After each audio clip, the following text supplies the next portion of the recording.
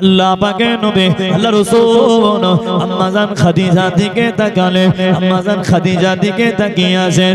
ও যুবকেরা, মায়েরা, বোনেরা, মহিলা গণেরা, অতটা সোজা না। ভালোবাসা দিলে ভালোবাসা পাওয়া যায়, ভালোবাসলে ভালোবাসা পাওয়া যায়। দূরে থাকতে চাইলে সেও আপনাকে দূর করে দেবে, আপনি কমতি দিলে ও আপনাকে কমতি দেবে, আপনি অবহেলা করলে সেও আপনাকে অবহেলা করবে। এটা দুনিয়ার সৃষ্ট। আপন আপন মনে করে সব ঠিক হয়ে যাবে। ও শুধু তাই নয়, আল্লাহ রাসূল জিজ্ঞাসা করলে, ও বিবি খাদিজা, ও বিবি খাদিজা, আমি দেখি তোমার গায়ে ওই পরনের শাড়িটা, ও বিবি খাদিজা, ও বিবি খাদিজা, তোমার গায়ের ওই শাড়িটা এত জায়গায় তালি মারা, এত জায়গায় তালি মারা। ও বিবি খাদিজা, তোমার কি একটা কাপড় লাগবে? মনে হয় একটা নতুন কাপড় তোমার দরকার, একটা পোশাক দরকার। ইয়া রাসূলুল্লাহ, হাবিবাল্লাহ, ইয়া রাসূলুল্লাহ, হাবিবাল্লাহ, ওসব লাগবে না। আল্লাহ পাকের নবী, আমি খাদিজা, আমার সব লাগবে না। ইয়া রাসূলুল্লাহ, হাবিবাল্লাহ, আমার কি লাগবে জানে? আমার কি লাগবে জানে? ইয়া রাসূলুল্লাহ, হাবিবাল্লাহ, ময়দানে মাহশরের দিনে যেদিন কেউ কাউকে চিনবে না, ইয়া রাসূলুল্লাহ, হাবিবাল্লাহ, সূর্যটা মাথার নিকট চলে আসবে, কেনুগুলো ঠকঠক করে ফুটবে, কেনুগুলো ঠকঠক করে ফুটবে। ইয়া রাসূলুল্লাহ, হাবিবাল্লাহ, ওই দিনে কেউ কাউকে চিনতে পারবে না। হযরত আদম আলাইহিস সালাম, আমাদের আদি পিতা, আমাদেরকে ফিরিয়ে দেবে। হযরত নবী মুসা আলাইহিস সালাম ফিরিয়ে দেবে, ঈসা ফিরিয়ে দেবে, দাউদ ফিরিয়ে দেবে, ইয়াহইয়া ফিরিয়ে দেবে। আল্লাহ পাকের নবী, ওই দিনে আমি খাদিজা, আপনি যেন আমাকে ভুলবেন না। ইয়া রাসূলুল্লাহ, হাবিবাল্লাহ, শুধু তাই নয়, আমি খাদিজা, আমার বড় ভয় লাগে। ইয়া রাসূলুল্লাহ, হাবিবাল্লাহ, ওই 3.5 হাত কবরের নিচে আমি খাদিজা একা কেমনে থাকবো? আমি খাদিজা, আমি থাকতে পারবো না। ইয়া রাসূলুল্লাহ, হাবিবাল্লাহ, আল্লাহ পাকের নবী, হুজুর আমি থাকতে পারবো না। হুজুর বেয়াদবি নেবেন না। হুজুর ফারিস্তা যখন আমাকে প্রশ্ন করবে, মান রব্বুকা, তোমার রবকে, মান নবিয়ুকা, তোমার নবীকে, মা দীনুকা, তোমার দিনটা কি? ইয়া রাসূলুল্লাহ, হাবিবাল্লাহ, আমি জানি আপনি বলেছেন কবরের সওয়াল জবাবটা কঠিন হয়ে যাবে। ইয়া রাসূলুল্লাহ, হাবিবাল্লাহ, আমি খাদিজা যদি উত্তর না দিতে পারি আমার বড় চিন্তা হয়, আমার বড় চিন্তা হয়। হুজুর আমার লাগবে না, হুজুর আমার নতুন জামা লাগবে না, হুজুর আমার নতুন শাড়ি লাগবে না। আল্লাহ পাকের নবী, আমার দুনিয়াতে আখিরাতে আপনারে মধুমালা ভালোবাসা, আপনার মায়া ভরা ভালোবাসা, আপনার প্রেমের বন্ধনটা, আপনার কলিজা ছেঁড়া ভালোবাসা, আমি খাদিজা, আমার জন্য এটাই বড় পাওয়া। আর জোরে বলে, বাবারা, আপনার আমার বিবির কিসের চাওয়া? স্বামী যদি ইনকাম ভালো হয় ওটাই হলো আসল স্বামী, ইনকাম খারাপ হলে আসল স্বামী না, ওটা হয় খারাপ স্বামী। এটা করলে চলবে না। আখিরাতকে নিয়ে চিন্তা করে, আখিরাতকে নিয়ে ভাবে। আল্লাহ পাক আপনার নসিবে যেটা রেখে দিয়েছে ওইটাকে আপন মনে করে, এমন নিয়ত করে, আমি আমার স্বামীর হাতটা ধরেছি মানে এটাকে নিয়ে আল্লাহ পাকে দরবারে, আল্লাহ পাকে জান্নাতে হাত যেমন বাপ্পা যেমন বিবাহের সময় আমাদের নিকার সময় যেমন হাতটা মিলিয়ে দিয়েছিল, হাতটা মিলিয়ে দিয়েছিল, ওইভাবে এই হাতটা ধরে আল্লাহ পাকে জান্নাতে যেতে চায়। আরো জোরে বলে, এখন কচি সব মামুতে চলছে, কথা ঠিক না ভুল বলেন? এখন সব মামুতে চলছে। ভালোবাসা দিনগার দিন ভাব উঠে যাচ্ছে। টাকা হলে আলহামদুলিল্লাহ খুব ভালো, নিজের বোনের সাথে গল্প করবে, বাপ মার সাথে গল্প করবে। আমাদের লোকটা অনেক খাটাখাটনি করে, পরিশ্রম করে, আর না পারলে আবার আপনাকেই বলবে এই সংসারে থাকা আমার দ্বারা অসম্ভব। তোমার ভাইটা এত কাজ করেছে, তুমি পারছো না কেন? বলে আম্মা জান খাদিজা আয়েশা হুজুর কম ধৈর্য ধরেছিল। আজকে আমি আমার মায়েদের বলবো, আপনাদের ভিতরে ধৈর্যটা কমে যাচ্ছে, বেশি বেশি আমাদের ধৈর্য ধরতে হবে। তবে সব জায়গায় ভুল নেবেন না। শুনে আল্লাহ পাক কোরআন শরীফের ভিতরে বললেন ইন্নাল্লাহা মা'আস সাবিরিন, মানে বান্দা তোমরা ধৈর্য ধারণ করো। আল্লাহ কি বললেন? বান্দা তোমরা ধৈর্য ধরো। তাহলে আল্লাহ পাক এবার আমাকে আপনাকে বুঝতে হবে, আপনাকে আমাকে বুঝতে হবে যে আল্লাহ কোথায় ধৈর্য ধরতে বলেছেন। আল্লাহ বলেছেন তোমরা নামাজের ভিতরে ধৈর্য ধরো, তোমরা নামাজটা তাড়াতাড়ি পড়ো, দ্রুতর সাথে আদায় করো না। তোমরা নামাজ আদবের সাথে, অল্প পড়লেও আদবের সাথে, নম্র ভদ্রতার সাথে আদায় করো। তোমরা নামাজে ধৈর্য ধরো। এবার ধরেই নেন আপনার বাপকে ঘর থেকে জামার কলার ধরে আপনার চাচতো ভাই ধরে মাস শুরু করে দিয়েছে, আর আপনি ওখানে গিয়ে বলবেন আল্লাহ পাক কোরআনে বলেছে ইন্নাল্লাহা মা'আস সাবিরিন, যে বান্দা ধৈর্য ধরে আমি আল্লাহ তার সাথে আছি। ঠিক না বল?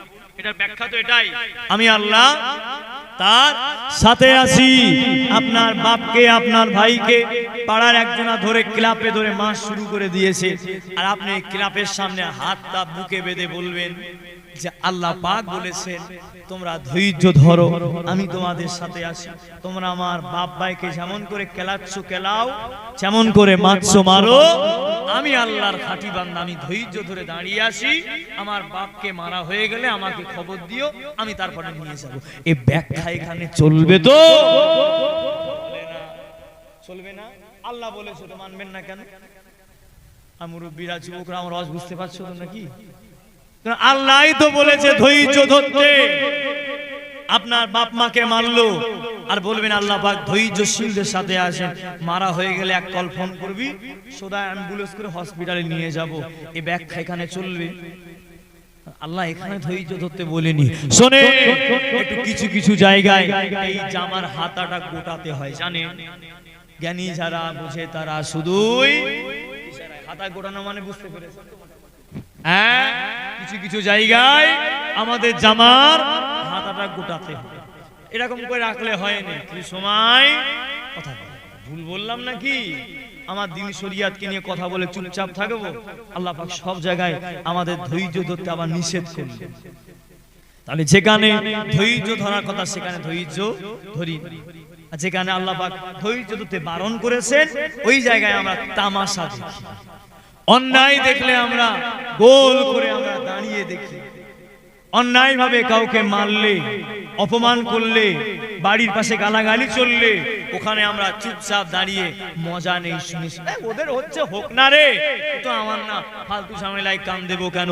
তোমার পাশের বাড়ি যদি ঝামেলা হয়, গালাগালি চলে, আজে বাজে মন্তব্য চলে, ভাইয়ে ভাইয়ে যদি ঝামেলা লেগে যায়, মারপিট চালু হয়ে যায়, আর তুমি চাচতো ভাই বলো, পাড়া প্রতিবেশী, হাত বুকে দরওয়াজা দিয়ে ঘরে বসে থাকলে তোমাকেও আল্লাহর দরবারে কাঠগড়ায় দাঁড়াতে হবে। আল্লাহ পাক তোমাকেও জিজ্ঞাসা করবে আমার ওই বান্দাদের ভিতরে তুমি কেন মীমাংসাটা করলে না?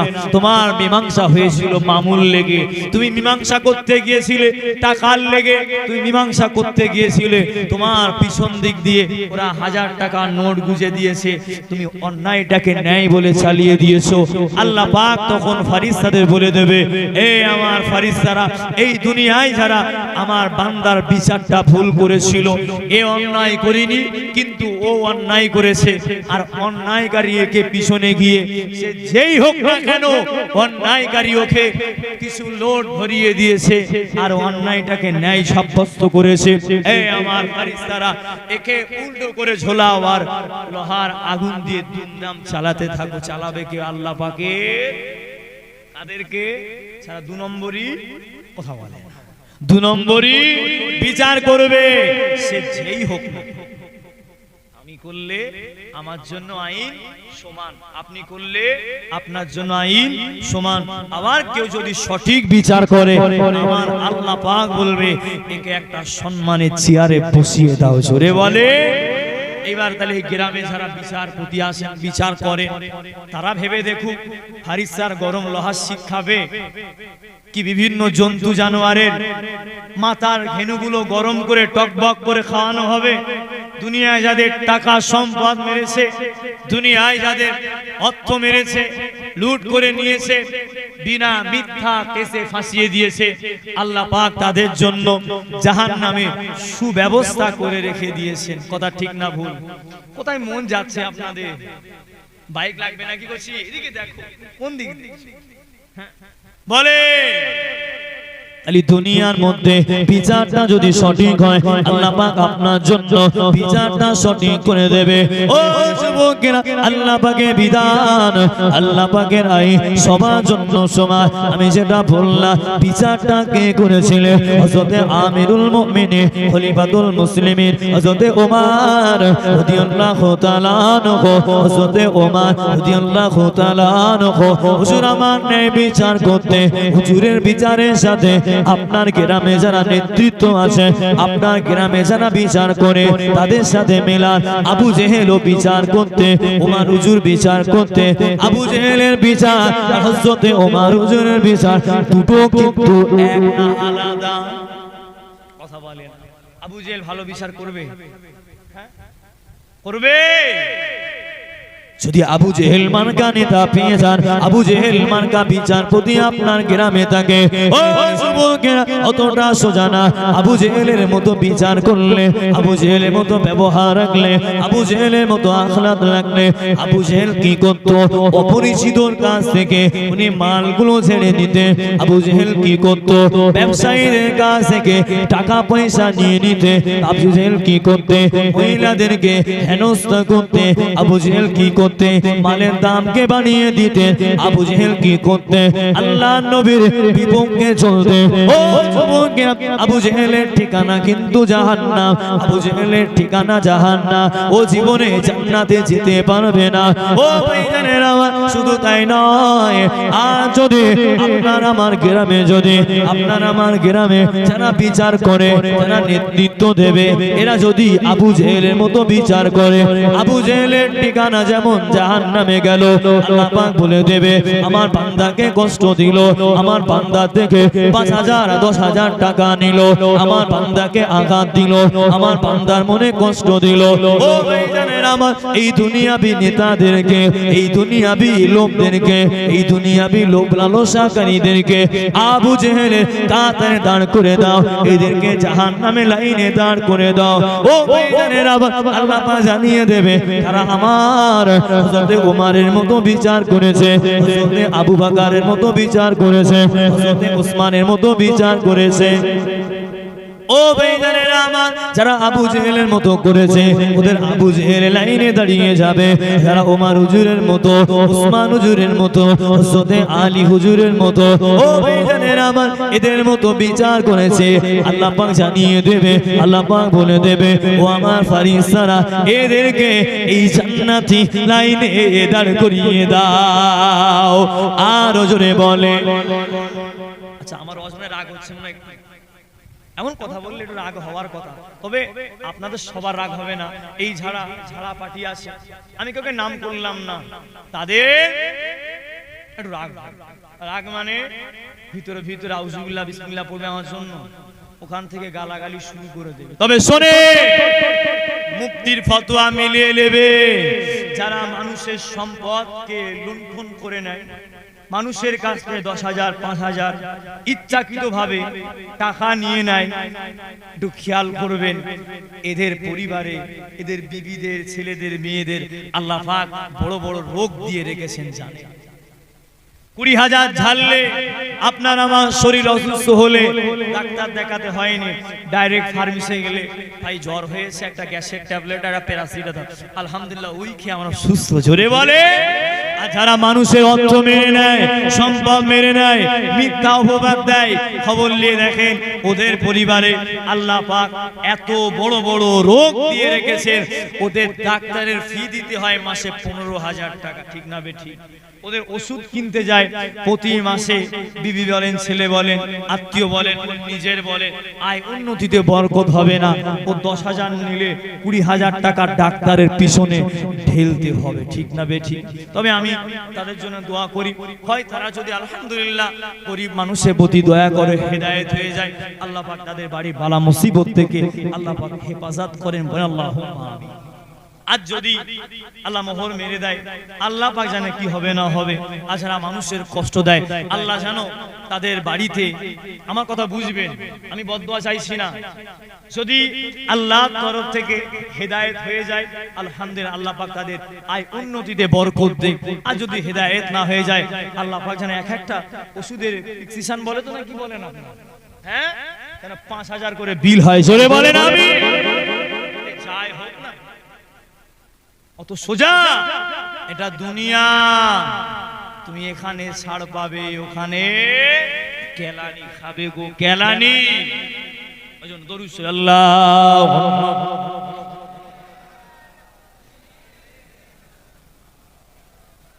ওয়ালা আলি সাইয়্যিদিনা। আইনা ওরে ভোরের পাখি বলনা কুকু ডাকি, আইনা ওরে ভোরের পাখি বলনা কুকু ডাকি, মদিনা কোথায়, কদমে কদমে চুমা দেব নবীজির রোজায়। আরো জোরে বলেন, আইনা ওরে ভোরের পাখি বলনা কুকু ডাকি, আইনা আইনা ওরে ভোরের পাখি বলনা কুকু ডাকি, মদিনা কোথায়, কদমে কদমে চুমা দেব নবীজির রোজায়। যাকে নিয়ে এই হৃদয়ে স্বপ্নের জাল বুনেছি, তাকে নিয়ে সারাক্ষণ উতল দিবানা মোর, তাকে নিয়ে সারাক্ষণ উতল দিবানা মোর। কেঁদে মোর বুক ভেসে যায়, কেঁদে মোর বুক ভেসে যায়। আইনা আইনা আইনা আইনা ওরে ভোরের পাখি বলনা কুকু ডাকি, মদিনা কোথায়, কদমে কদমে কদমে কদমে চুমা দেব নবীজির রোজায়, কদমে কদমে চুমা দেব নবীজির রোজায়। একটু জোরে বলেন না, নারী দেবে। যুবকরা, আমি বললাম হৃদয়ে আমরা কাকে জায়গা দিলাম, আমার নবীকে। আমাদের জ্বর হলে কি দিয়ে মাপে জানেন তো? কি মিটার বলে? আর যদি মন মাপার মিটার পাওয়া যেত, নবী ভালোবাসা বাদ দিয়ে আল্লাহ জানে কাদের ভালোবাসা মিলতো, ঠিক না ভুল? জোরে বলে। লজ্জা লাগলো মনে হয়। আল্লাহ পাক আমার যুবক ভাইদের যাদের এখন আল্লাহ বিয়ে হয়নি